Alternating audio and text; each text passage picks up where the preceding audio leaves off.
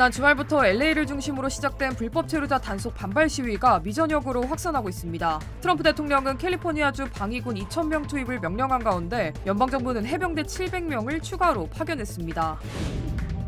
시위의 여파로 트럼프 대통령과 캘리포니아 주정부의 갈등도 격화되고 있습니다. 국경 담당관은 개빈 뉴섬 주지사가 모든 사태를 방치했다고 지적했습니다.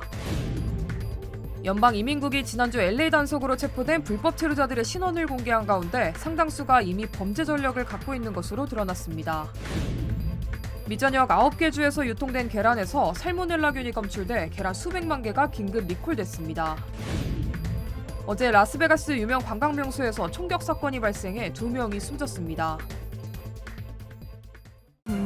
변호사요? 미 법조계가 인정한 탁월한 실력. 좋은 변호사 한 명쯤 알고 있어야 한다던데. 사상 최고의 교통사고 보상금 1,250만 불. 정말 중요한 건데. 초고액 승소는 지금도 계속됩니다. 그러니까 그냥 이름만 들어도 탁 믿음이 가면 좋겠어요. 교통사고 및 각종 상해. 리차드 호프만 법률그룹 323-782-8600. 여러분 안녕하십니까? 6월 9일 첫 소식입니다. 불법 체류자 단속에 반대하는 시위가 LA를 넘어 미 전역으로 확산될 조짐을 보이고 있는 가운데 연방정부가 해병대 병력까지 투입했습니다. 국제서비스 노동자 노조에 따르면 LA를 중심으로 시작된 불체자 단속 반대 시위는 샌프란시스코와 애틀랜타, 보스턴, 시카고, 덴버, 그리고 워싱턴 DC 등 주요 도시에서도 이어질 전망입니다. 특히 샌프란시스코 경찰국은 어제 센섬 스트리트와 워싱턴 스트리트 교차로에서 발생한 폭력 시위로 인해 청소년을 포함한 60명이 체포됐다고 밝혔습니다. 오늘 뉴욕 맨하튼에서도 트럼프 타워 로비에 시위대가 몰려들면서 24명이 체포된 것으로 전해졌습니다. It is shameful. No military tactics need to be utilized at this time. Governors are resisting the deputization of National Guard, and I wholeheartedly support their decisions. I think they'll continue to point out that all of this is being done under the false guises that there is a national emergency.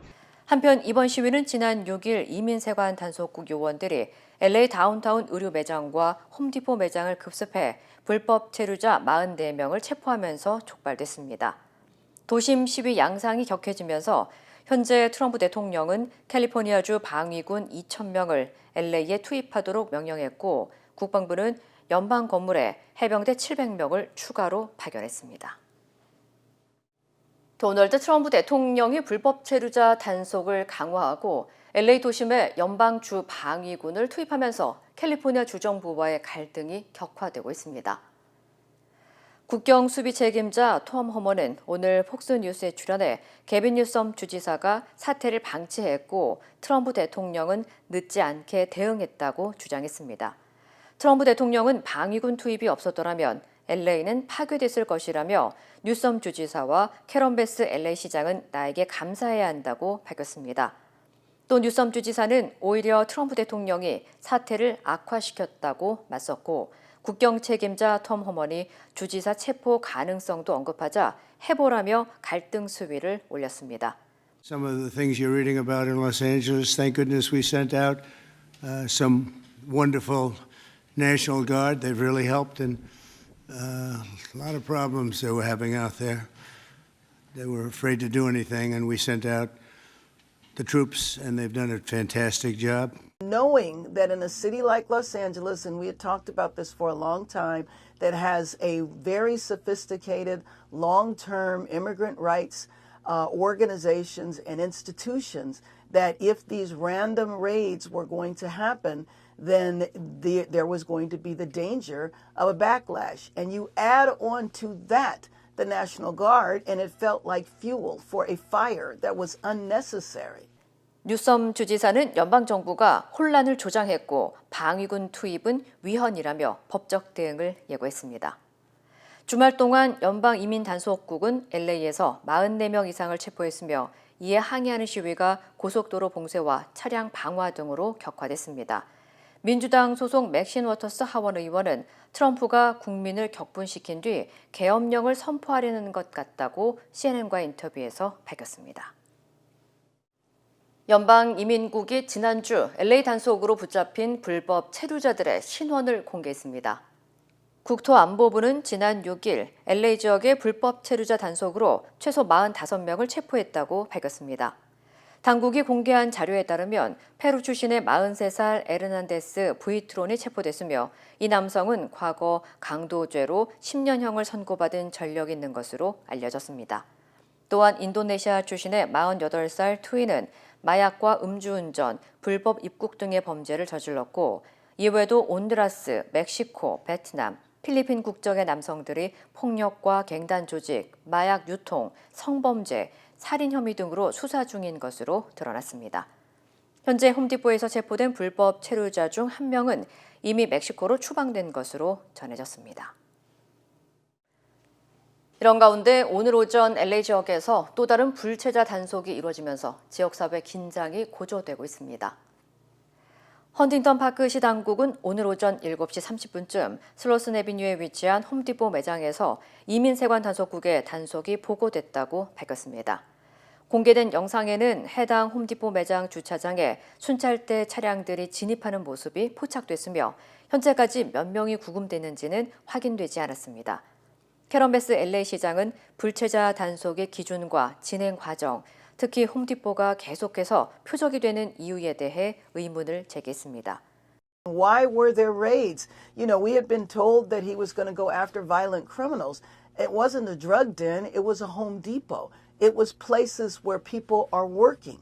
So what was the point of doing this? 연방 당국은 지난주부터 미국 대형 체인 홈디포를 중심으로 단속을 벌이고 있으며 현재 소셜 미디어를 통해 캘리포니아 남부 지역의 다른 홈디포 매장에 대한 추가 급습 소식도 확산되고 있습니다. 홈디포에는 일용직 노동자들이 많이 모여 있으며 이들 중 상당수가 불법 체류자인 것으로 알려졌습니다. 한편 LA 일대에서 대대적인 불체자 단속이 벌어지고 있는 가운데 아직까지 한인 체포 사례는 확인되지 않았습니다. 미국 내 9개 주에서 유통된 계란에서 살모넬라균이 검출돼 당국이 170만 개에 달하는 계란을 긴급 리콜했습니다.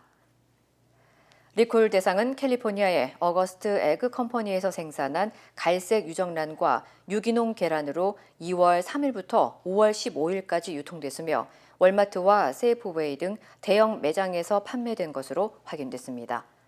연방질병통제예방센터 CDC는 현재까지 캘리포니아와 네바다, 애리조나, 일리노이주 등 7개 주에서 최소 79명이 감염됐고 이 가운데 21명이 입원했다고 밝혔습니다.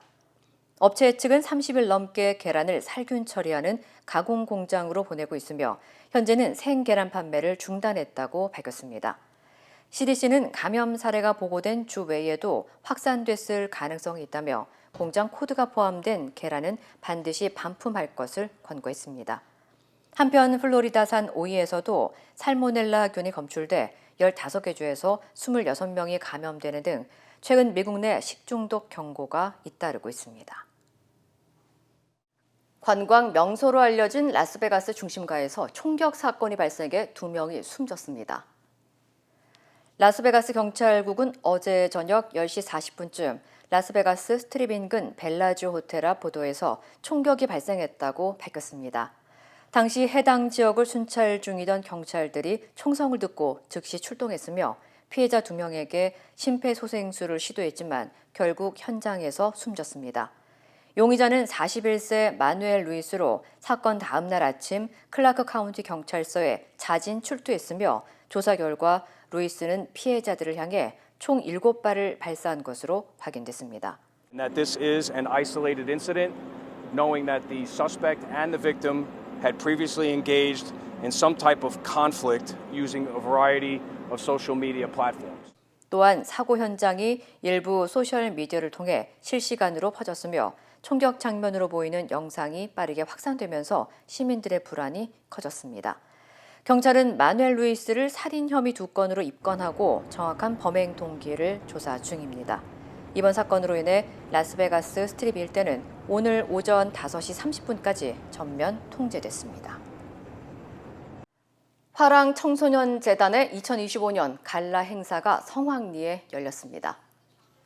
지난 8일 LA 국제공항 인근 힐튼 호텔에서 열린 이번 행사에는 캘리포니아 남부 지역을 비롯해 한국과 과테말라 등 세계 각지의 지부 회원들과 하객 그리고 한인사회 리더 500여 명이 참석했습니다. 박윤숙 화랑청소년재단 총재는 올해 재단이 창립 25주년을 맞았다며 앞으로도 전 세계 미래 리더들을 발굴하고 키워나가는 데 힘쓰겠다고 밝혔습니다.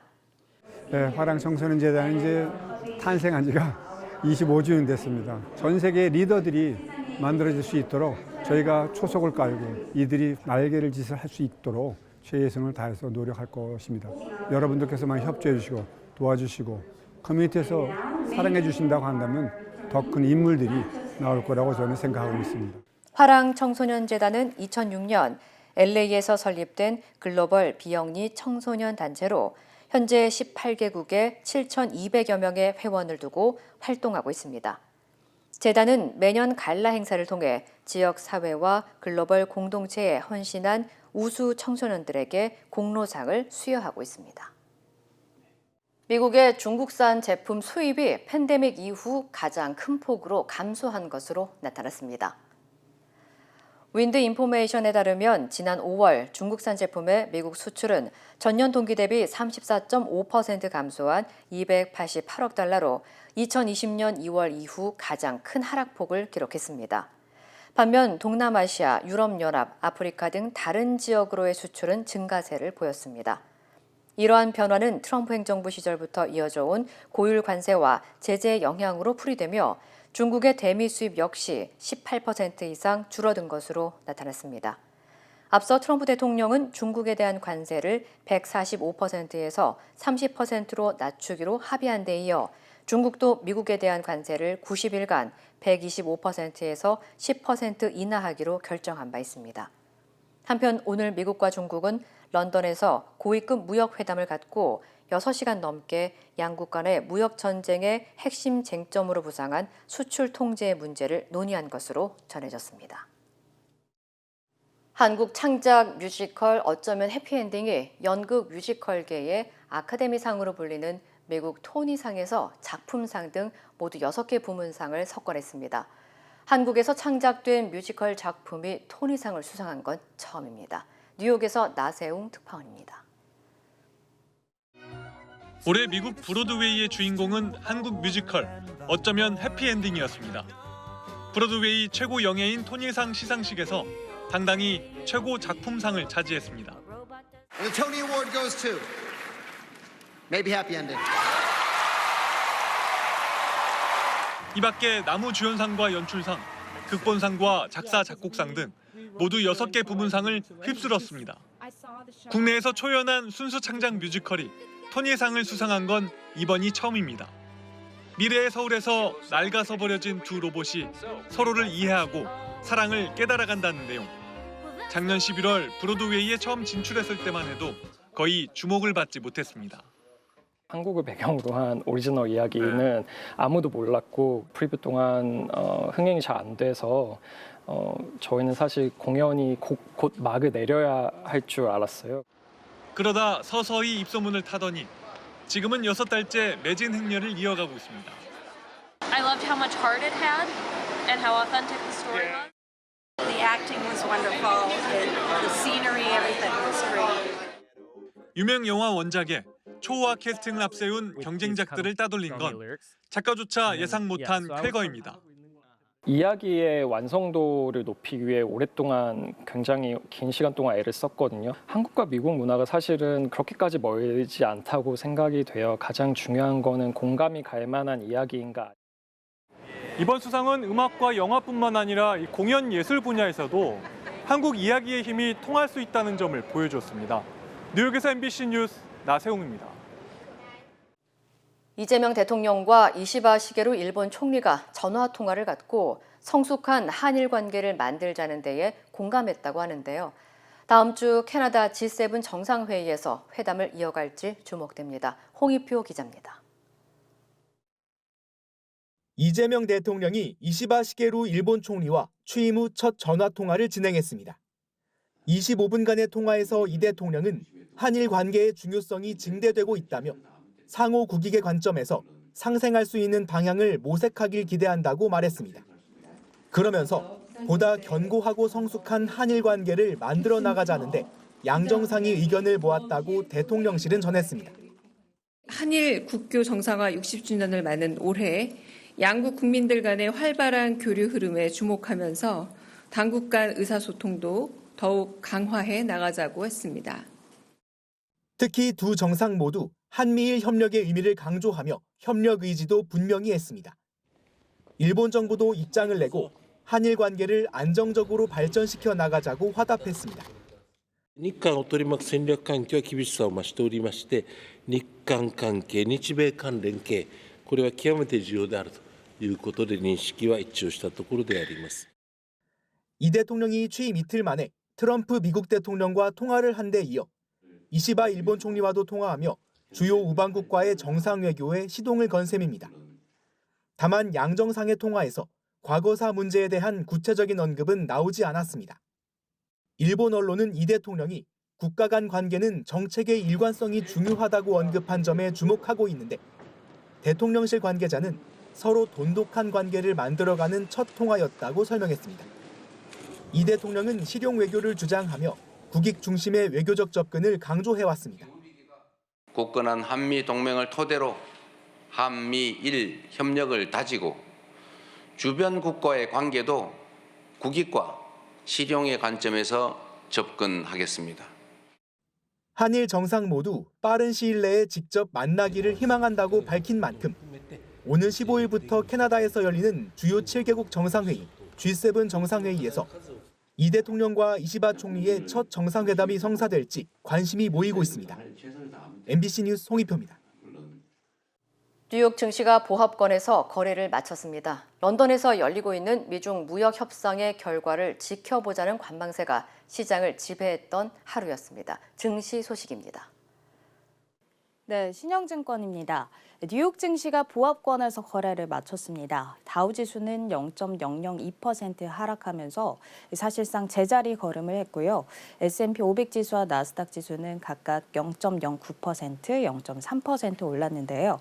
런던에서 열리고 있는 미중 무역 협상의 결과를 지켜보자는 관망세가 시장을 지배했던 하루였습니다.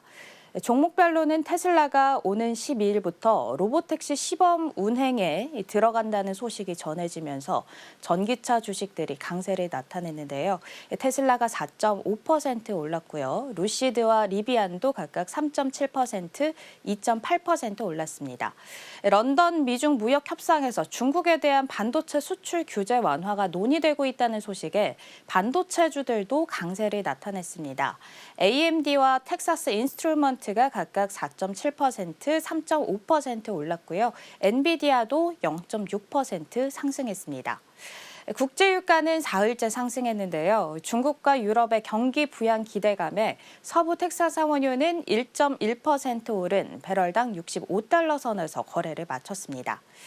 이번 주 투자자들의 관심은 단연 미중 무역 협상에 모아지고 있습니다. 미국과 중국이 어떤 결론을 도출하느냐에 따라서 글로벌 증시의 방향이 결정될 것으로 전망됩니다. 지금까지 신영증권이었습니다. 제네바 합의 위반 논란 이후 미국과 중국이 런던에서 다시 고위급 무역 협상에 나섰습니다. 수출 통제를 둘러싼 갈등 속에서 미국이 중국의 히토류 공급을 조건으로 기술 수출 규제 완화 가능성도 시사했습니다. 관련 소식 전해드립니다. 현지 시간 9일 미국과 중국이 6시간 넘게 고위급 무역 협상을 벌였습니다. 미국 대표단은 스콧 베선트 재무부 장관 등이, 중국 대표단은 중국의 경제 실세로 평가되는 허리펑 국무원 부총리가 나섰는데요. 미국은 중국이 히토류 수출 제한을 완화하면 반도체 설계 소프트웨어 등 기술 수출 통제를 일부 완화할 수 있음을 시사한 것으로 알려졌습니다. 트럼프 대통령은 백악관에서 이날 협상 상황에 대해 중국은 쉽지 않다고 하면서도 좋은 보고를 받고 있다며 기대감을 내비쳤는데요. 양국 대표단은 현지 시간 10일 오전 다시 만나 협상을 이어갈 예정입니다. 러시아와 우크라이나의 협상에 참여 중인 러시아 측 협상단장 블라디미르 메딘스키 크렘린궁 보좌관은 평화협정 체결 없이 휴전만 할 경우 핵전쟁이 발발할 수 있다고 전망했습니다. 휴전 이후 우크라이나가 나토에 가입해 러시아가 점령한 지역을 되찾으려 할 것이라며 이는 결국 핵전쟁으로 이어질 거라고 강하게 경고한 건데요. 메딘스키 보좌관은 협상 테이블에 나온 우크라이나 측은 합리적인 태도를 보였지만 유럽 국가들이 평화협정 체결을 방해하고 있다며 지적했고요. 2022년 러시아가 특별 군사작전을 시작한 직후 양국은 평화 합의 직전까지 갔지만 영미권 외교 개입으로 무산됐다고 말하며 그때 협상안이 지금보다 훨씬 온건했다고 덧붙였습니다. 러시아 철도청이 평양 모스크바 직통열차 운행 재개를 공식 발표했습니다. 코로나19 여파로 2020년부터 멈추었던 운행은 오는 17일부터 다시 시작되며 매달 2차례씩 운행됩니다. 이 열차는 매월 3일과 17일 평양에서 출발해 러시아를 가로질러 모스크바에 도착하는데요. 러시아 철도청은 이 노선을 세계에서 가장 긴 직통 철도 노선이라며 총 길이가 10,000km를 넘는다고 설명했습니다. 8일간의 여정 중에는 하산, 하바롭스크, 이르쿠츠크, 예카테린부르크 등 러시아 주요 도시를 지나갈 예정이고요. 오는 19일부터는 평양과 러시아 극동 하바롭스크를 잇는 또 다른 직통 열차도 월 1회 새로 운행될 예정입니다. 도널드 트럼프 미국 대통령의 장남 트럼프 주니어가 1992년 LA 폭동 당시 한인 상점을 지키기 위해 무장했던 한인들의 사진을 자신의 SNS에 올렸습니다. 루프탑 코리안을 다시 위대하게라는 문구와 함께 올라온 사진에는 옥상에서 총기를 손질하는 한인 남성의 모습이 담겨 있는데요. 사진 상단에는 한인들이 옥상에 오르자 폭동이 멈췄다는 문구도 적혀 있습니다. 1992년 LA 폭동 당시 폭도의 표적이 된 한인타운을 자경단이 무장 대응하며 인명피해를 막은 일화를 추켜 세운 건데요. 이런 가운데 최근 트럼프 행정부의 불법 이민자 단속에 항의하는 시위가 LA 전역으로 확산되며 나흘째 이어지고 있고요. 트럼프 대통령은 LA는 범죄자에게 점령됐다며 캘리포니아 주방위군을 투입해 시위 진압에 나섰습니다. 지금까지 이 시각 세계였습니다. 우리는 세대도 다르고 신념과 생각도 다르지만 한 가지는 같습니다.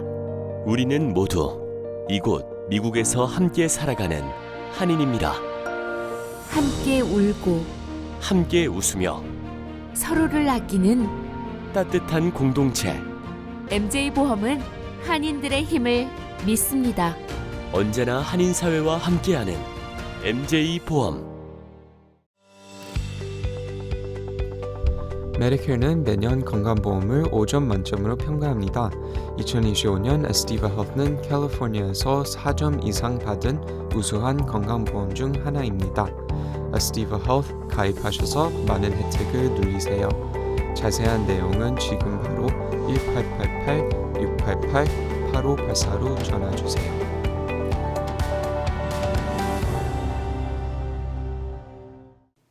취임 엿새 만에 이재명 대통령이 강조한 건 물가 안정 대책이었습니다. 현 경제 상황을 비상으로 규정했는데요. 경제 회복을 위해 모든 수단을 총동원하겠다며 신속한 추경 예산 편성도 지시했습니다. 김재경 기자입니다. 이재명 대통령은 비상경제점검회의를 시작하자마자 라면 값을 언급했습니다. 최근에 물가가 엄청나게 많이 올랐다고 그러더라고요. 라면 한 개 2,000원 한다는데 진짜예요? 취임 엿새 만에 민생 경제를 챙기는 회의를 벌써 두 번째 직접 주재하면서 서민 물가의 상징적인 상품을 구체적으로 언급한 겁니다. 라면 값을 챙기라는 원론적인 주문에 그친 것도 아닙니다. 앞으로 과장들도 회의에 가능하면 함께 들어오라고 지시했습니다. 실무자 설명을 직접 듣겠다면서 대통령실 참모들과 각 부처 장차관들을 압박했습니다. 회의의 방점은 두 가지, 서민 물가 안정과 신속한 추가 경정 예산 편성이었습니다. 이 대통령은 물가 안정과 경제 회복을 위해 모든 수단을 총동원하고 필요하다면 즉각적으로 조치를 시행할 수 있게 준비할 계획이라고 강조했습니다. 또 윤석열 정부 당시 1차 추가 편성 예산에 이어 올해 2차 추경 편성도 지시하면서 경기 회복과 소비 진작 차원에서 속도감 있게 편성하고 취약계층, 소상공인 등의 지원을 우선하라고 강조했습니다. 경기 진작과 민생 안정을 위한 재정의 역할 강화가 필요하다는 공감대 속에 취임 이후 연일 실적과 성과를 강조하며 공직기강을 잡아온 이 대통령은 공직자의 책임감을 거듭 강조했습니다. 이 대통령의 핵심 공약 중 하나였던 1인당 25만 원의 민생회복 지원금이 2차 추경에 포함되는지 여부에 대해 대통령실은 추경 여력과 규모, 방식에 대해 더 심도 있는 논의가 필요하다며 다음 회의에서 구체화될 것이라고 설명했습니다. MBC 뉴스 김재경입니다. 대통령에 당선되면 진행 중이던 재판은 어떻게 되는가에 대한 법원의 첫 판단이 나왔습니다. 공직선거법 위반 혐의를 받고 있는 이재명 대통령의 파기환송심 재판이 잠정 연기된 건데 재판부는 헌법상 대통령의 형사상 불소추 특권을 연기 이유라고 설명했습니다. 송정훈 기자입니다. 이재명 대통령 공직선거법 위반 사건 파기환송심을 맡고 있던 서울고법 재판부가 오는 18일로 예정됐던 공판을 연기하기로 했다고 밝혔습니다. 공판을 미루면서 다음 일정을 잡지 않고 추후 지정하기로 했습니다. 서울고법은 헌법 84조에 따라 이 같은 조치를 했다고 설명했습니다. 헌법 84조는 대통령은 내란이나 외환죄가 아니면 재직 중 형사상 소추를 받지 않는다는 대통령의 형사상 불소추 특권이 명시된 조항입니다. 다만 소추에 진행 중이던 재판도 포함되는지 명확한 규정이 없어 헌법학자들 해석은 엇갈렸습니다. 대법원도 담당 재판부가 독립적으로 판단할 문제라며 통일된 기준을 내놓지 않았습니다. 그런데 이번에 재판부의 첫 판단이 나온 겁니다. 이에 따라 선거법 위반 사건 재판은 이 대통령 퇴임 이후 5년 뒤 진행될 가능성이 큽니다. 관심은 이 대통령의 다른 사건을 심리하는 재판부들도 같은 결정을 할지에 쏠립니다. 서울고법 2건, 서울중앙지법 1건, 수원지법 2건 등 모두 5개 재판이 진행 중입니다. 1심에서 무죄가 선고된 위증교사 사건 서울고법 재판부는 대선 당일 예정됐던 공판을 미루면서 다음 일정은 추후 지정하기로 한 상황이라 사실상 재판을 중지한 거라는 분석도 나옵니다. 또 재판부가 그대로 재판을 진행하려고 해도 국정 최고 운영자인 대통령의 법정 출석을 담보할 수 없어 현실적으로 재판 진행이 불가능할 거라는 관측도 나옵니다.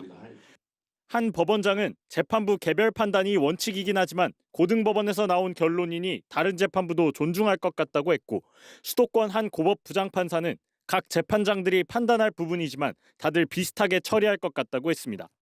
다른 재판부도 속속 재판 중지를 할 거라는 전망에 힘이 실리는 분위기지만 재판 중단 여부 판단은 개별 재판부의 몫이라 모든 재판이 중단될지 속단할 수 없다는 게 법조계의 지배적인 분석입니다. MBC 뉴스 송정훈입니다. 법원의 결정에 환영 입장을 낸 민주당은 대통령에 대한 재판을 멈추는 내용의 형사소송법 개정안을 오는 12일 본회의에서 처리하겠다고 예고했습니다. 국민의힘은 법원이 권력의 눈치를 보고 있다면서 이 대통령이 재판을 계속 받아야 한다고 반발했습니다. 김상훈 기자입니다. 더불어민주당은 서울고법이 이재명 대통령 재판을 미룬 건 헌법상 대통령의 불소추 특권에 따른 당연한 조치라고 반겼습니다.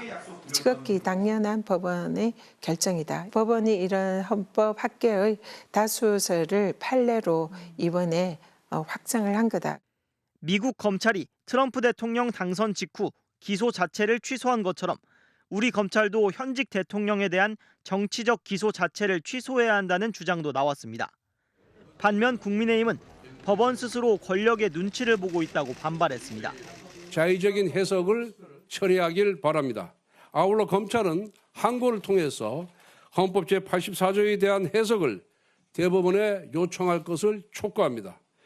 하지만 이 대통령의 사건들은 여러 법원, 각기 다른 재판부가 맡고 있고 재판부마다 판단이 제각각일 수 있습니다. 이 때문에 민주당은 대통령의 형사재판을 멈추도록 규정한 형사소송법 개정안을 오는 12일 본회의에서 처리한다고 예고했습니다. 엇갈린 판단이 없도록 불소추 특권에 대한 해석을 법에 못 받겠다는 겁니다. 불소추 특권과 실제 재판 운용 사이의 충돌을 미연에 방지하기 위한 확인적 입법입니다. 개인의 특혜를 위한 입법이 절대 아닙니다. 하지만 쟁점 법안 중 어디까지 처리할지에 대해서는 고심하는 분위기도 읽힙니다. 대법관을 4년간 매년 4명씩 30명까지 늘리는 법원 조직법은 재판 지연 문제를 해소하는 법원 개혁인 만큼 처리하자는 기류가 강합니다. 다만 이 대통령의 파기환송심에 적용된 공직선거법상 허위사실 공표죄의 개정은 재판을 멈추는 형사소송법을 처리하는 만큼 이번엔 미루자는 목소리도 나옵니다. 민주당의 관련 법안 처리 방침에 대해 국민의힘은 사법부를 헌법이 부여한 독립기관이 아니라 정치 권력의 하명기관쯤으로 여기는 것이라며 강하게 비판했습니다. MBC 뉴스 김상훈입니다. 체포영장 집행을 방해한 혐의를 받고 있는 윤석열 전 대통령에게 경찰이 출석 조사를 받으라고 통보했습니다. 내란 수사를 시작하고 처음인데 윤 전 대통령이 조사에 불응하면서 경찰은 오는 12일까지 출석하라고 다시 통보했습니다. 차우영 기자입니다. 버스와 기갑 차량까지 동원돼 저지선을 만들고 경호처 직원들이 경찰과 수사관들을 막아서며 몸싸움을 벌입니다. 정당한 법 집행을 경호처가 마치 사병처럼 막아선 건데 경호처 간부는 윤석열 대통령의 지시가 없었다고 부인했습니다. 누구 지시로 관저진이 막았나요? 대통령 지시인가요? 지시가 아닙니다. 법률에 따라 경호 임무 수행을 한 겁니다. 하지만 경찰은 체포방해는 윤석열 전 대통령의 지시로 보고 1차 체포 실패한 당일 바로 특수공무 집행 방해 혐의로 입건했습니다. 그리고 수사 6개월 만에 윤 전 대통령에게 소환을 통보했습니다. 지난 5일까지 출석해 조사를 받으라고 했지만 윤 전 대통령이 응하지 않자 오는 12일까지 출석하라고 2차 요구서를 보냈습니다. 하지만 윤석열 전 대통령 측은 범죄 자체가 성립할 수 없다며 경찰에 출석할 계획이 없다고 밝혔습니다. 정당한 공무 집행이 없었고 대통령은 거기에 대해서 관여한 바도 없다. 굉장히 객관적인 사실인데 그런 사실을 가지고 조사한다는 것은 성립될 수 없는 것이고. 경찰은 또 체포방해 외에 계엄 선포 나흘 뒤 여인영 전 사령관 등 군 관계자들의 비화폰 삭제를 지시한 혐의도 추가했습니다. 이들이 내란 수사 대상이 되자 증거를 지우려고 한 것으로 보입니다. 계엄 비선으로 지목된 노상원 전 정보사령관의 비화폰 내역도 통째로 삭제된 걸로 경찰 조사에서 드러났습니다. 대통령실 CCTV를 확보해 계엄 선포 국무회의 과정도 들여다보고 있는 경찰은 김영호 통일부 장관과 조규홍 보건복지부 장관도 내란 혐의 피의자로 불러 조사했습니다. MBC 뉴스 차우영입니다. 힘들고 어려울 때 실력 있는 변호사가 필요하십니까? 60년 역사의 대형 로펌 KMFM 로펌의 최미수 변호사와 함께하세요. 교통사고, 민사법, 형사법, 가정법 등 풍부한 경험과 최고의 실력으로 완벽하게 도와드립니다. 최고의 보상을 책임지는 실력 있는 대형 로펌. 도움이 필요할 때 강한 힘이 되는 변호사. KMFM 로펌 최미수 변호사. 213-427-2350.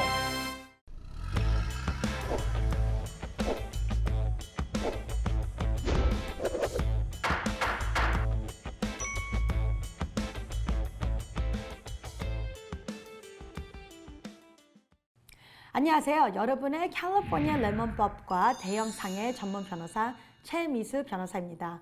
오늘은 여러분과 함께 되게 중요한 교통사고 상황에서 최고로 중요한 키포인트가 뭡니까의 얘기를 나누겠습니다. 많은 분들이 교통사고를 날 때는 당연히 그 순간에 아무도 상상 못한 사고예요. 아침에 일어나가지고 오늘은 나 사고 나야지 하는 분은 한 명도 없습니다. 사고가 나는 순간에 키포인트로 1 밀리언 아니면 5 밀리언 받은 손님과 15만 불밖에 못 받은 손님, 똑같은 fact pattern에서 뭐가 차이점일까요? 의 얘기를 나누겠습니다. 제일 중요한 거는 사고가 난 형정에서 받아야 되는 스테이트먼트. 만약에 뒤에서 와서 박았다? 그러면 그 순간에 사람을 오디오 리코딩 할 수 있습니다. 내가 꼭 녹음을 할 수 있을까요? 지금 손님이 왜 와서 나를 박았습니까? 이런 얘기를 리코딩을 할 수 있어요. 그러면은 liability가 그 순간에 establish가 될 수가 있습니다. 아니에요, 변호사님. 나는 근데 그 순간에 너무 아파서 앰뷸런스로 실려갔습니다. 리포트를 못했습니다. 괜찮아요. 폴리스 리포트를 받으시면 됩니다. 스테이트먼트를 받을 수 있는 경우에는 스테이트먼트를 받는 게 최고예요. 스테이트먼트를 못 받을 경우에는 앰뷸런스로 실려갔다, 폴리스가 왔다, 우리는 차가 토잉됐다 하는 상황에도 리포트 넘버는 꼭 받으셔야 됩니다. 그 형상에서 못 받을 때는 심각한 케이스는 폴리스가 그 저녁에 아니면 그 다음날 이머전시 병원으로 곧바로 찾아갑니다. 그거를 기다리시면 되는 겁니다. Number 2 key point. 내 보험회사하고 통화 안 하는 게 제일 좋습니다. 그 이유는 뭐냐면은 우리가 생각할 때는 당연히 내 보험회사이기 때문에 나를 보호해주는 입장에서 내가 만드는 스테이트먼트를 들을 거지라고 생각을 하고 맞는 면도 있지만 제일 좋은 상황은 모든 스테이트먼트, 모든 대화는 변호사 사무실에서 맡겨서 책임을 지면서 스텝 넘버 1서부터 쭉 만드는 게 최고입니다. 왜냐하면은 스테이트먼트를 통해서 사고가 난 형상에서 내가 많이 다쳤다. 더 뚜렷하게 말하면은 내가 그 순간에 머리가 다쳤다 할 수 있는 상황이면은 꼭 그 스테이트먼트를 맨 앞에 어디에 있는 리코딩에 있는 게 되게 중요합니다. 그 이유는 뭐냐면은 사고가 날 때, 임팩이 있을 때 내 머리가 다쳤다 하는 기록은 4개월, 6개월, 9개월이 걸립니다. 그때 가서 brain traumatic injury는 맨 앞에서 안 나오는 형상이지만 맨 앞에서 injury는 있었습니다 라는 스테이트먼트를 만들어야지 9개월 후에 그 스테이트먼트를 보고 클레임을 할 수 있는 경우가 나올 수가 있기 때문에 맨 처음부터 스테이트먼트는 변호사 사무실을 통해서 만지르는 게 되게 중요합니다. 오늘도 여러분과 함께 교통사고가 나면은 먼저 어떻게 해야 되는 스텝 바이 스텝 메서드를 같이 얘기했습니다.